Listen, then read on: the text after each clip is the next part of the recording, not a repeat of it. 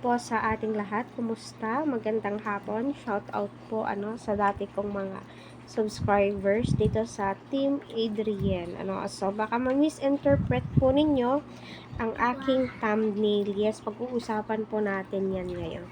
So, yun na nga po, napaka-ingrande nga po ng birthday ni Princess Reina Mimay. Simula noon hanggang ngayon na nililingap po nila Kalingap Prab. Kita naman po talaga natin na nabago po ang buhay ni Rina, especially sa pagpapagamot. Still nag-undergo pa rin po si Rina at nasa private school, sa pangangalaga nga po yan ni Ate Ruda.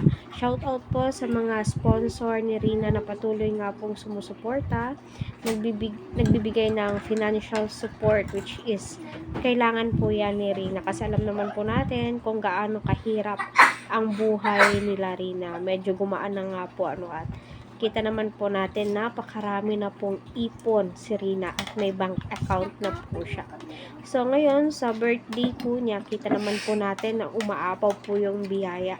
Mga ingranding mga key angels, mga scouters ay nagsidaluan, pumunta nga po kasi di po nila inaasahan na magsi-celebrate po ulit, so big time nga ba yung sponsors ni Rina Mimay. Maraming salamat kay Kalingap Prab sa patuloy na pagsuporta kay Rina. So, yun na nga po yung thumbnail po natin. Yes, mahal po ni Edo itong si Rina bilang bunsong kapatid. Wala pong ibang ibig sabihin po yun, diba? Si Edo pa rin po yung score. Kung naalala nyo, si Eds ay nakailang vlogs nga po kay Rina.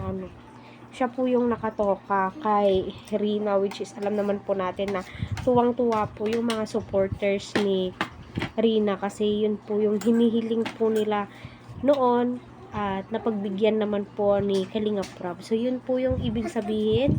Edo, mahal po niya itong si Rina bilang bunsong kapatid. Wala pong ibang meaning po yan,